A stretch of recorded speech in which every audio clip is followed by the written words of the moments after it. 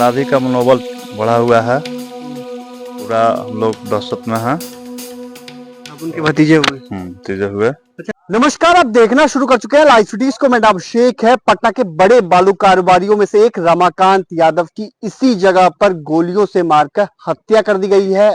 यही उनके घर के पास का इलाका है और इसी जगह पर वो टहल रहे थे। आप देख सकते हैं यही जगह था जहां वो टहल रहे थे। इसी दौरान अपराधी आते हैं और गोलियां चलाते हैं, जिसमें उन्हें 2 गोली लगी है, जिससे उनकी मौत हो गई है। पहली गोली इस जगह पर लगी है, जो इलाका बताया जा रहा है, यहाँ गोली लगी है। और दूसरी तरफ जब वो घर की तरफ जा रहे थे तो वहां पर वो जो ट्रक लगा हुआ है वहां पर गोली मारी गई है। तो 2 गोलियां मारकर उनकी हत्या कर दी गई है। बेखौफ अपराधियों ने हत्या की है। उनके भतीजे भी हैं।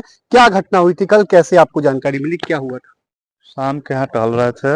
एक गोली की आवाज, हम लोग घर पे थे, गोली की आवाज सुने तो दौड़ आए तो देखे कि पिताजी को गोली लगा हुआ है। पहली गोली कहाँ मारी थी? पहली गोली वहाँ था, बोले वो एक आदमी था, बोला कि यहाँ लगा। उसके बाद भाग रहे थे, वहाँ जाके गिर गए। दूसरी गोली वहाँ पे कितने लगा। अपराधी आए थे? एक आए थे। एक ही अपराधी हाँ, था? एक ही अपराधी आए थे। आसपास में कोई दूसरा अपराधी? और कुछ तो नहीं नजर पड़ा, यहाँ कोई था नहीं। 2 गोली चलाए, 2 गोली चलाया था। उनकी हत्या कर दी जाती है। उनकी हत्या कर दिया था। क्या कहेंगे जिस तरीके से घटना हुई है? अपराधी का मनोबल बढ़ा हुआ है। हम्म, पूरा हम लोग दहशत में हैं। आप उनके भतीजे हुए? भतीजे हुए। अच्छा, इनका बड़ा बालू का कारोबार था। बहुत बड़े कारोबारी बताए जाते हैं। बहुत सारे ट्रक भी चलते थे। पटना से लेकर भोजपुर तक कारोबार था। था। कारोबार, बड़ा कारोबार था। कारोबार था। पहले भी कोई धमकी मिली हो? ना, ऐसा कुछ नहीं था। इनके भाई की भी हत्या कर दी गई थी 2009 में। 2009 में इनके भाई की भी हत्या हुआ था। उमाकांत यादव की। जी। क्या लगता है उस मामले में क्या कुछ हुआ था, उसकी उस वजह क्या? मामले में वो जो अपराधी था उसका सजा भी हुआ था। वो लोग डेड भी कर गए हैं। जो अपराधी था वो लोग गुजर भी गए हैं। क्यों हत्या हुई थी उस समय? उस समय हम लोग छोटा छोटा थे, नहीं बता। बाद में तो पता चला होगा। विवाद तो बगल का था, वहाँ जमीन उमीन का कुछ विवाद था। अभी हाल ही में आप तो भतीजे हुए, देखते हो किस तरीके से काम करते थे, कोई टेंशन था कि नहीं? सब तो कुछ नहीं लगता था। ना।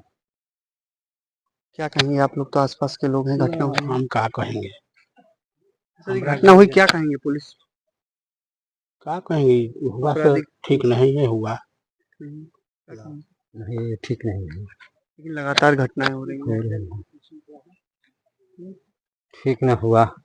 पुलिस विफलता दिखाई दे रही है। हाँ हाँ, ये है, पुलिस की लापरवाही से घटना होती है। होती है। हाँ, ये रही है कि लगातार कारोबारियों की हत्या हो रही है, हम्म, पुलिस के लिए होती है। ये है। तो इसी जगह पर वो जो आप इलाका देख रहे हैं, वहां पर अपराधियों ने पहली गोली मारी। एक अपराधी बताया जाता है जिसके द्वारा पहली गोली मारी जाती है। इसी जगह पर घटना की जाती है। यही वो इलाका है जहां अपराधी बेखौफ तरीके से गोली मारते हैं। पटना के बड़े बालू कारोबारी रमाकांत यादव की हत्या की जाती है। और दूसरी गोली भी हम आपको दिखाते हैं। दूसरी गोली वहां पर मारी गई है। और आपको बता दें कि गोपाल खेमका हत्याकांड के बाद पटना में दूसरे बड़े कारोबारी की हत्या हुई है। और इस हत्याकांड को लेकर बिहार पुलिस के लिए बड़ी चुनौती है, क्योंकि अभी तक गोपाल खेमका हत्याकांड का मामला पुलिस ने सुलझाया था, लेकिन जिस तरीके से ये घटना हो गई है, उनके चप्पल भी पड़े हुए हैं। आप देख सकते हैं उनका जो चप्पल है वो भी यहाँ पर पड़ा हुआ है और पास में ही उनका घर है। वो देख सकते हैं वहीं पर उनका घर है जहाँ अपराधियों ने घटना को अंजाम दिया है।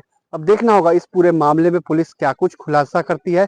लेकिन बताया जा रहा है कि बालू का कारोबार था, तो बालू के कारोबार में क्या किसी से आपसी रंजिश थी? तो कई तथ्य हैं, कई महत्वपूर्ण बातें सामने निकल कर आएंगी जब पुलिस जांच करेगी।